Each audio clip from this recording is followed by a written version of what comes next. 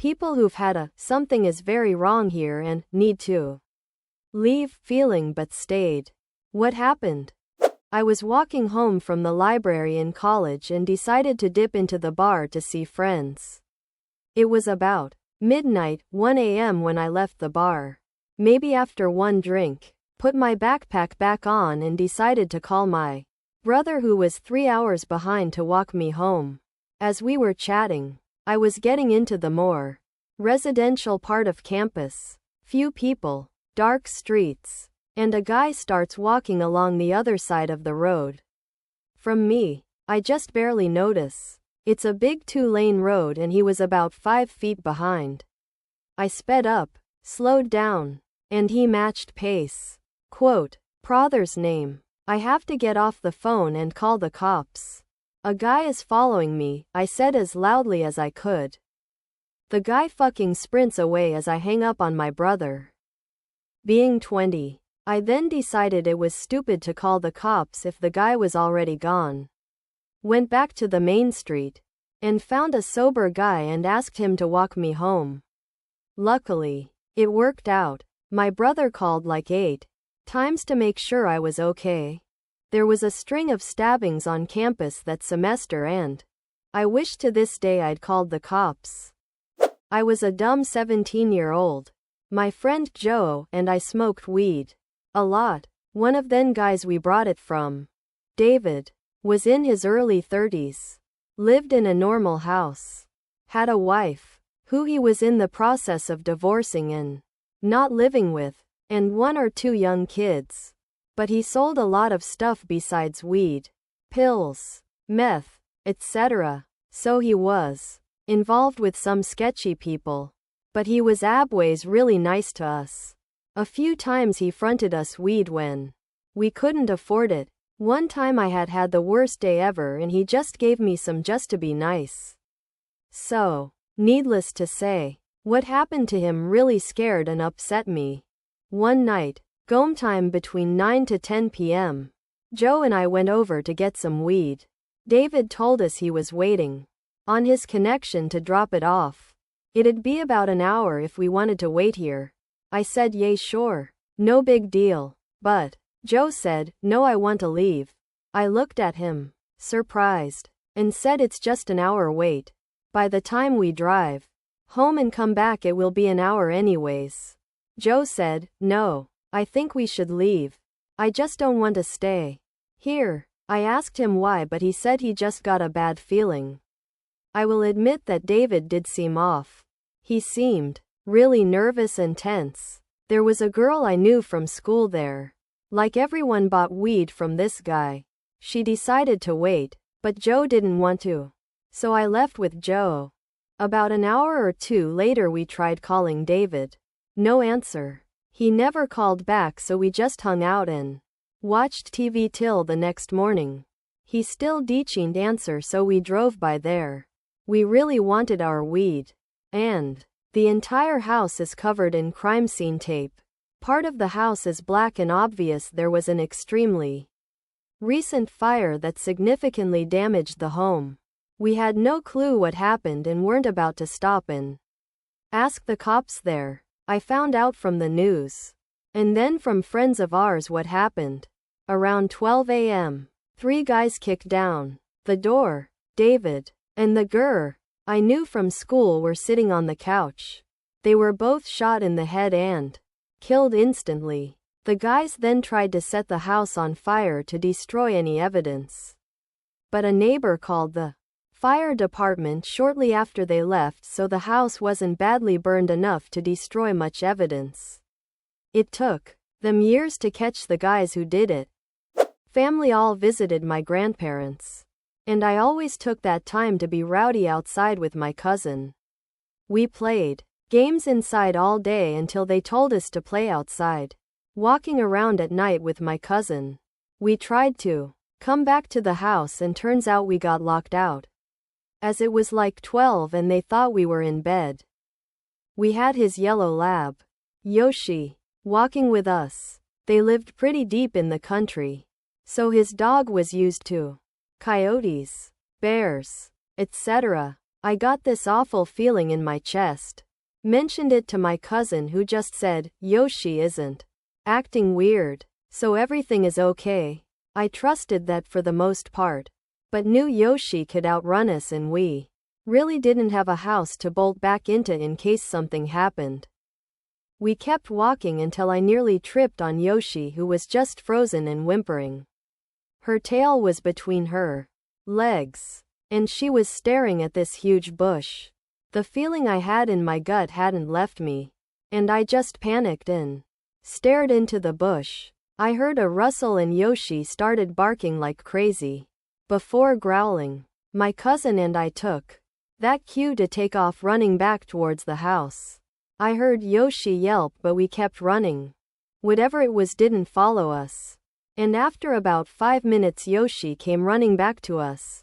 She didn't have any scratches on head, but it scared the shit out of me. After we calmed down, I remembered my grandia telling everyone she could have sworn she saw a mountain lion in her garden a few days ago.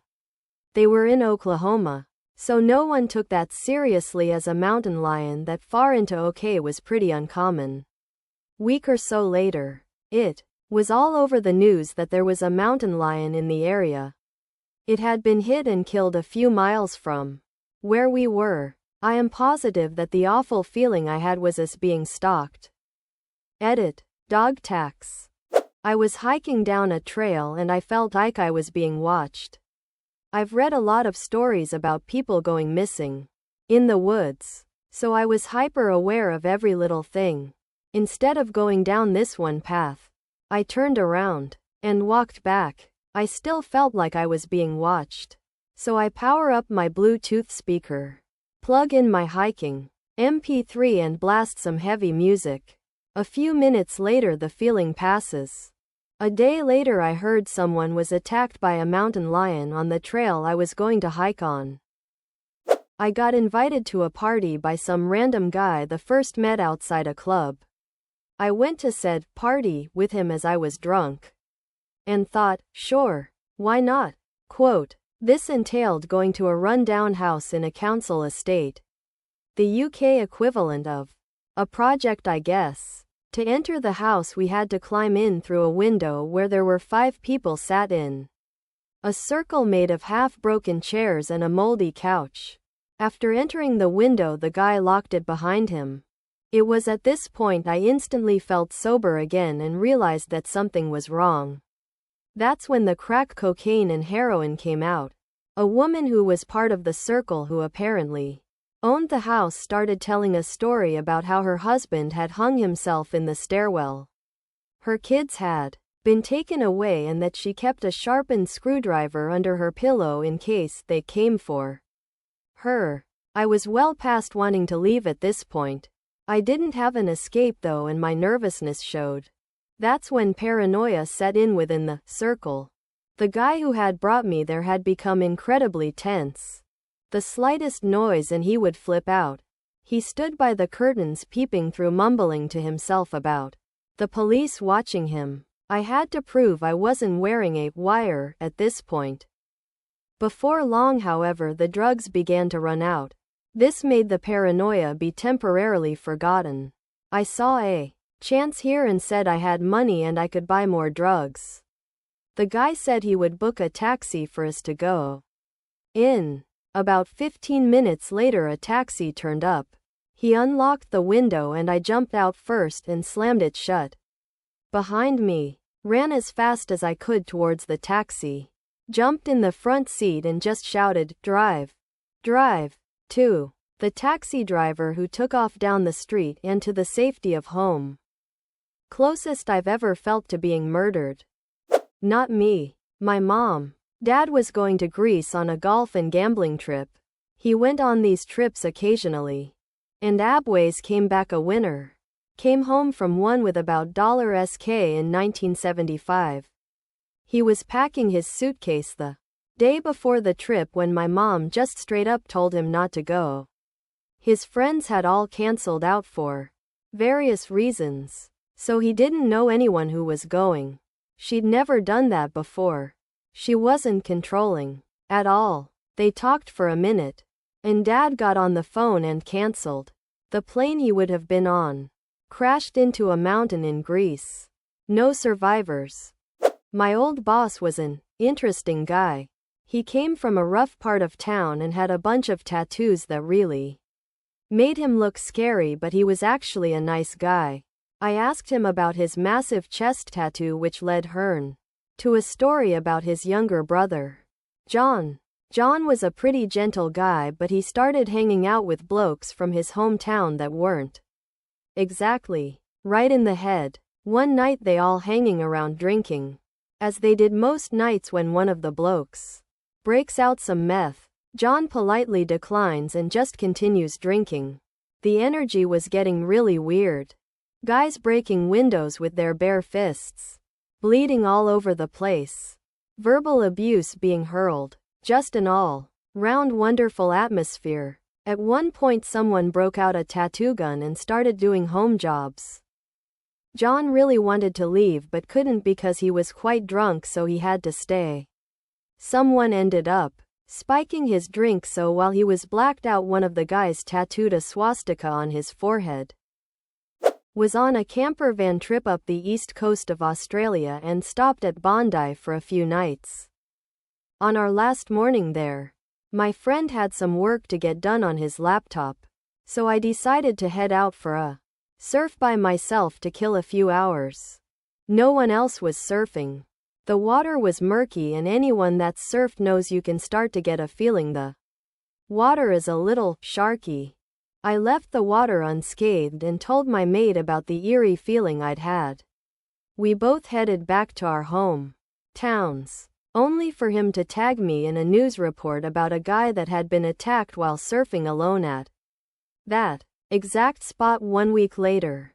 Have had a few other encounters in that part of the world, and every single time you get a bit of a feeling in your stomach beforehand.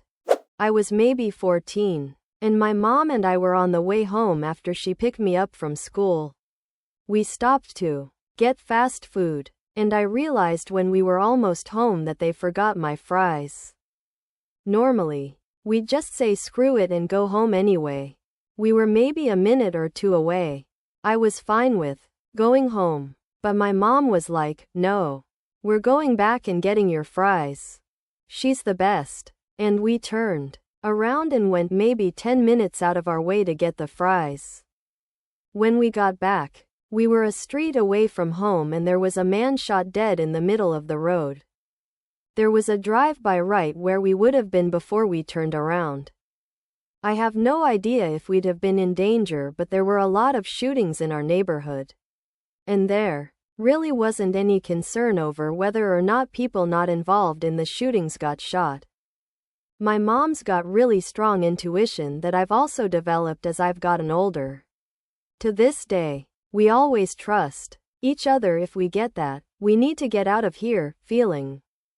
It's saved my life more than once. When I was like 5, I had a dream I was peeing in a toilet, and I knew it was a dream, but I stayed to finish peeing. And